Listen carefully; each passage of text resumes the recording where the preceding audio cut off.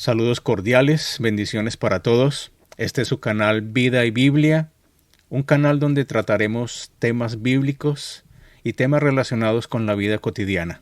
Sean ustedes bienvenidos. El bautismo por los muertos. Se enseña que los que mueren sin ser bautizados en la iglesia de los mormones tienen oportunidad de oír la verdad en el mundo de los espíritus. Muchos creen pero no tienen allí la oportunidad de bautizarse para ser salvos.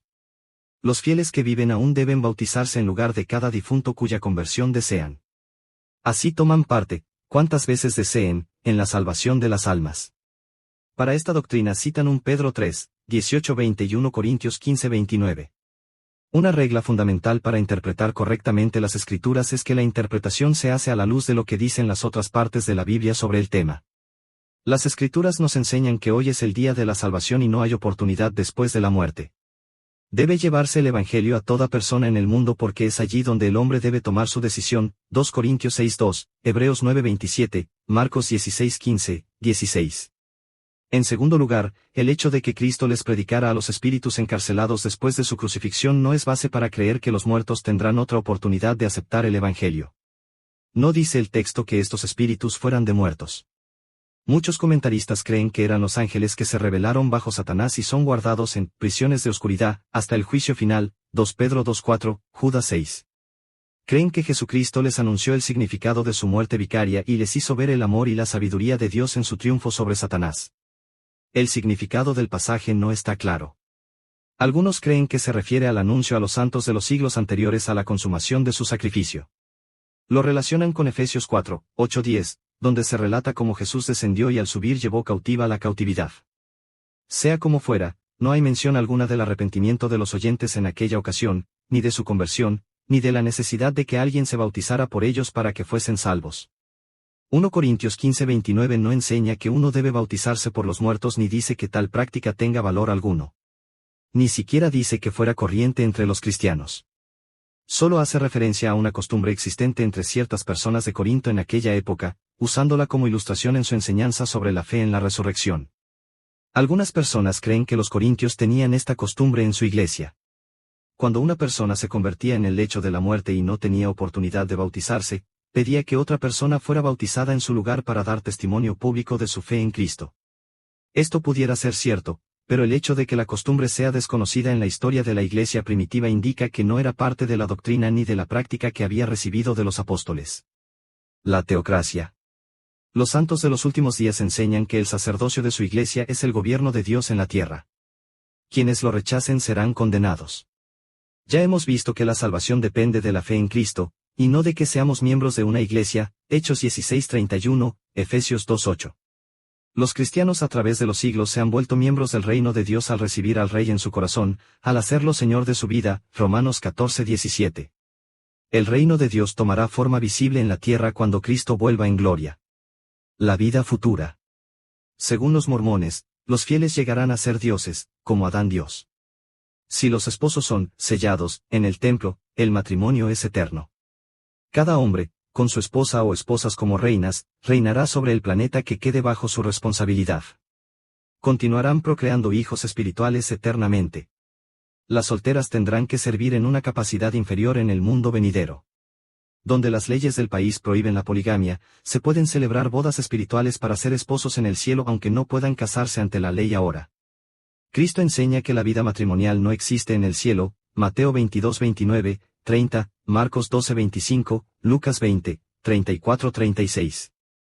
Además, con respecto a nuestro estado en la eternidad, y su fundamento, lo único que vale es estar en Cristo. Ya no hay judío ni griego, no hay esclavo ni libre, no hay varón ni mujer, porque todos vosotros sois uno en Cristo Jesús.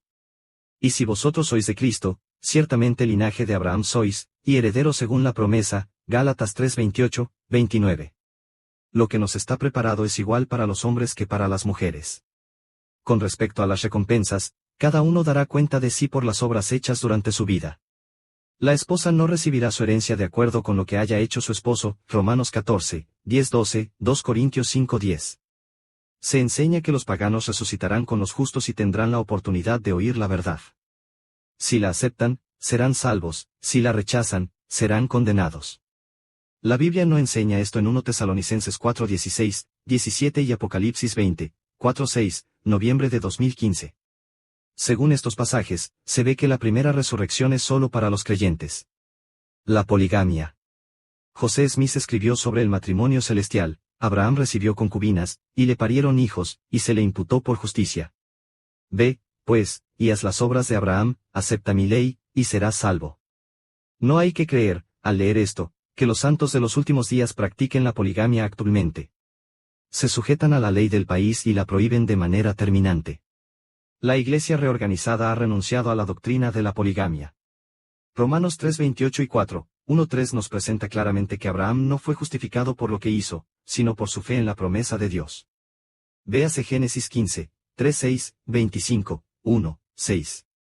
La fe que le fue contada por justicia fue demostrada y así calificada por lo menos unos 55 años antes de la mención de las concubinas. Esta costumbre de sacar textos, o partes, de su contexto bíblico y darles otro significado es típico de las doctrinas de Smith. Salvación por la maternidad.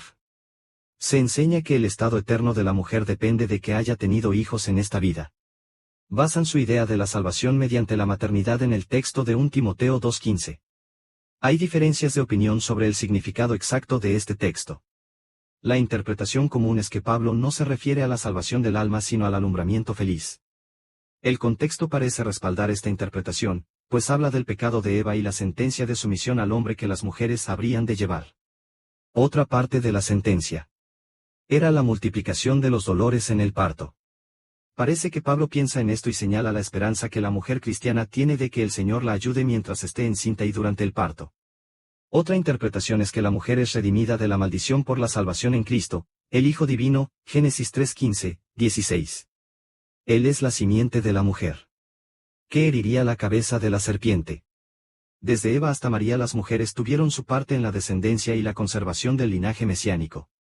De modo especial, Dios escogió a la Virgen María para dar a luz al niño que traería la salvación para todos, tanto hombres como mujeres. Cualquiera que sea la interpretación del texto, tiene que concordar con las otras enseñanzas de Pablo, quien lo escribió. Si la felicidad eterna de la mujer dependiera de la maternidad, Pablo no hubiera escrito como lo hizo en 1 Corintios 7. En el versículo 34 enseña claramente que las solteras tienen más libertad para dedicarse a las cosas del Señor que las casadas. En cuanto a la poligamia, la Biblia reconoce el hecho de que existía la práctica, pero no la recomienda. Al contrario, cuando Dios instituyó el matrimonio, le dio al hombre una sola mujer, Génesis 2, 18-24. El homicida Lamec fue el primer bígamo del que nos habla la historia sagrada, Génesis 4, 19-24. Aunque es cierto que se permitió la costumbre durante la época del Antiguo Testamento, se enseñó en contra de ella en el Nuevo Testamento. Los líderes de la Iglesia deben servir de ejemplo para todos los cristianos. Sobre ellos se enseña que no deben tener más de una esposa, 1 Timoteo 3:2, 12, Tito 1:5, 6.